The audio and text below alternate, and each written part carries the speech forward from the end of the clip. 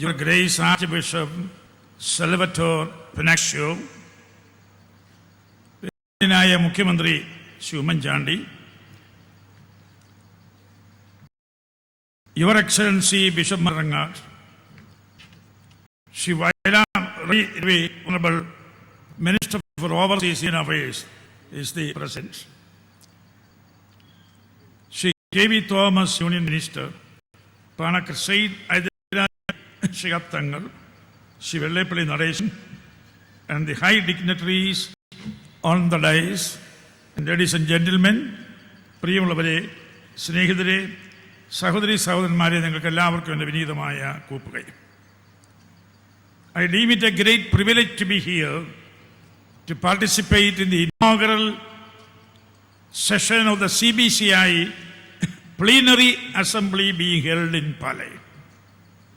Let me first of all extend a most hearty felicitation to His Excellency Most Reverend Salvatore Pennacchio, the Apostolic Nuncio, Your Eminence the Cardinals, Your Grace the Archbishops, Your Excellency the Bishops, and all other ecclesiastical dignitaries attending the conference.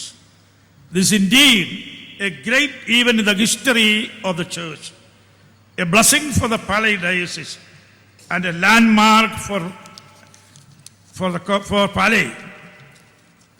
We are all happy to note that the theme chosen for discussion in the CBCI is Renewed Church for a Renewed Society. This is in line with the principles laid down by the Second Vatican Council over the Church has been in the last 50 years in the path of renewal. Still we have to walk a long way to realize the goal. The first step in the renewal process is to place Jesus Christ as the central force of our activity. So let us place our Lord at the center of our hearts, mind, center of our family, center of our society. പ്രിയമുള്ളവരെ, ഞാൻ എൻ്റെ വാക്കുകൾ അവസാനിപ്പിക്കട്ടെ. ഇന്ന് വാസ്തവത്തിൽ പറഞ്ഞാൽ പാലായെ സംബന്ധിച്ചിടത്തോളം ഇതിൽ കൂടുതൽ ഭാഗ്യം കിട്ടുവാനില്ല. ഞാനിതിൽ വളരെയധികം സന്തോഷം എനിക്കുണ്ട്. ഇന്ത്യയിലെ ബിഷപ്പന്മാരെ മുഴുവൻ ഒരുമിച്ച് നമുക്ക് സ്വീകരിക്കുവാനുള്ളൊരു അവസരം ഒരുക്കി തന്ന കല്ലറങ്ങാട് പിതാവിനെ പ്രത്യേകിച്ച് ഞാൻ അഭിനന്ദിക്കട്ടെ. ഇന്ത്യയുടെ വിവിധ ഭാഗങ്ങളിൽ നിന്നും ഇവിടെ വന്നിരിക്കുന്ന ഹൈറാർക്കി, കാത്തലിക് ഹൈറാർക്കി മുഴുവൻ നമ്മുടെ ഇടയിലേക്ക് ഇറങ്ങി വന്നിരിക്കുന്നു. ഇവരോരോരുത്തരെയും, ഈ ഇടയന്മാർ ഓരോരുത്തരെയും, പാലകന്മാർ ഓരോരുത്തരെയും, ഇവിടെ ഇരിക്കുന്ന നിങ്ങളെല്ലാവരെയും ഞാൻ പ്രത്യേകിച്ച് നിങ്ങൾക്ക് എല്ലാവർക്കും എൻ്റെ അഭിവാദ്യങ്ങൾ ഞാൻ ആദ്യമായി നേരുകയാണ്. നമുക്ക് ഈ പാല എന്ന് പറയുന്നത് വാസ്തവത്തിൽ ഞാൻ ഇന്നലത്തെ എൻ്റെ വാക്കുകൾ ഞാൻ ഒരു സ്ഥലത്ത് പറയുകയുണ്ടായി. പാല, പിതാവ് പറഞ്ഞു, പാലായെ സംബന്ധിച്ചിടത്തോളം Pala is a nursery of vocation. ഇതുപോലെ ദൈവവിളിയുള്ള സ്ഥലമില്ല എന്ന് പിതാവ് പറയുകയുണ്ടായി. പിതാവിൻ്റെ ആ വാക്കുകൾ മുറുകെ പിടിച്ചുകൊണ്ട് തന്നെ ഞാനൊരു കാര്യം പറയട്ടെ. The Diocese of Palay has sent out 2,181 priests, 11,558 nuns to the different parts of the world, and 19 bishops in different parts of the country to preach the gospel. ഈ നിലയ്ക്ക് ആലോചിക്കുമ്പോൾ പാല ഒരു മിനി ജെറൂസലമാണ്. ജെറൂസലത്തിൽ നിന്നാണ് ഡിസൈപ്പിൾസിനെ ക്രൈസ്റ്റ് ലോകത്തെ മുഴുവൻ രാജ്യങ്ങളിലേക്ക് വായിച്ചതെങ്കിൽ ഈ പാലയാകുന്ന മിനിയേച്ചർ ജെറൂസലത്തിൽ നിന്ന് ഇന്ത്യയുടെ വിവിധ ഭാഗങ്ങളിൽ ഡിസൈപ്പിൾസിനെ ഗോസ്പൽ പ്രചരണത്തിന് വേണ്ടി സുവിശേഷം അയച്ച ഈ രൂപത എത്രയോ ഭാഗ്യപ്പെട്ടതാണ് എന്ന് ഞാൻ കരുതുകയാണ്. എൻ്റെ വാക്കുകൾ ഞാൻ ഉപസംഹരിക്കുന്നു. നമുക്കെല്ലാവർക്കും കൂടി ഇന്ന് കൂടാൻ കഴിഞ്ഞു. അഭിവന്യ പിതാക്കന്മാരുടെ എല്ലാം അനുഗ്രഹം നമുക്ക് ലഭിക്കാൻ കഴിഞ്ഞു. റീന്യൂവൽ എന്ന് പറയുന്നത് ഒരു പുതിയ അധ്യായമാണ്, ഒരു പുതിയ ത്വസമാണ്. Let us forget the past.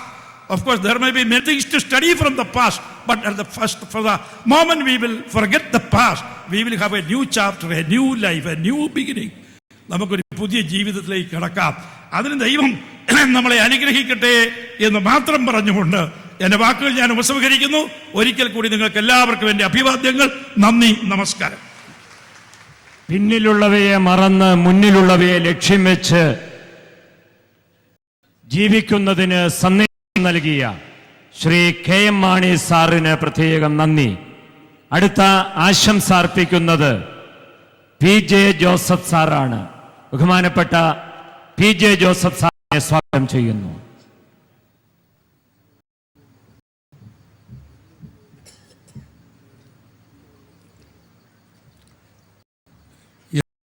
കേന്ദ്രമന്ത്രി ശ്രീ വയലാർ രവി, മുഖ്യമന്ത്രി ശ്രീ ഉമ്മൻചാണ്ടി, അഭിവന്യ cardinals, arch bishops,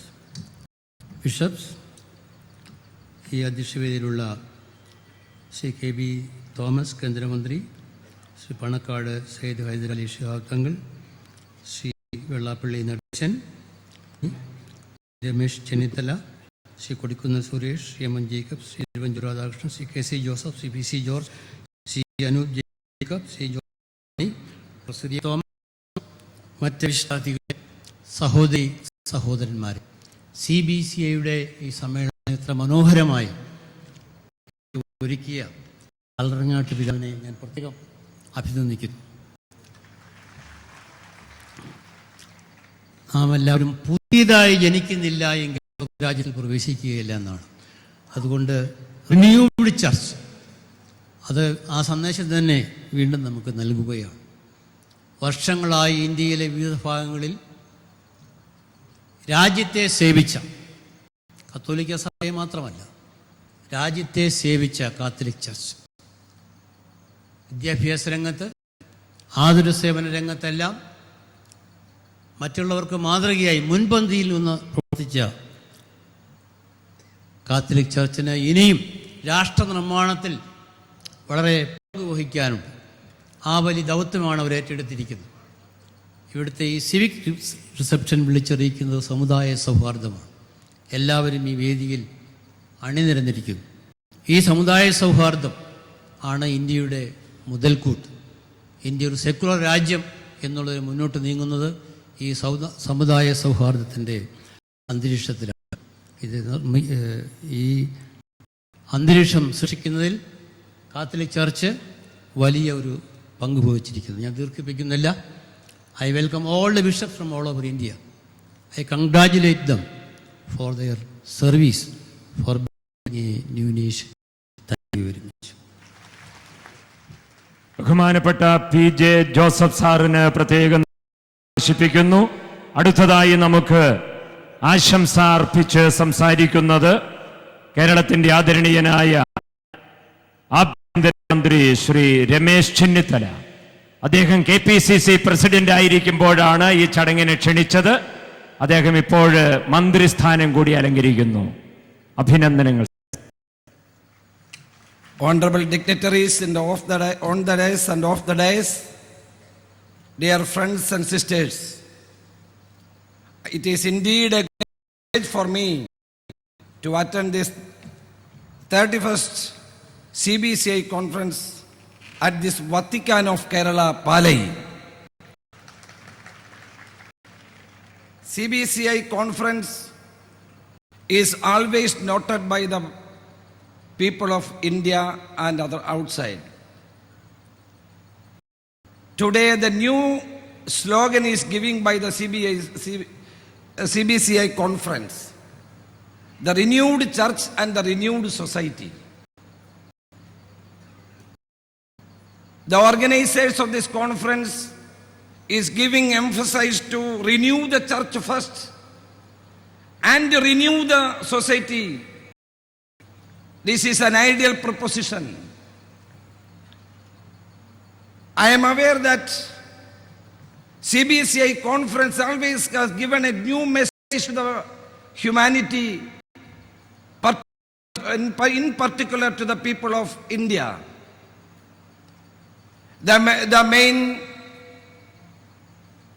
motto of this conference is to renew the entire society.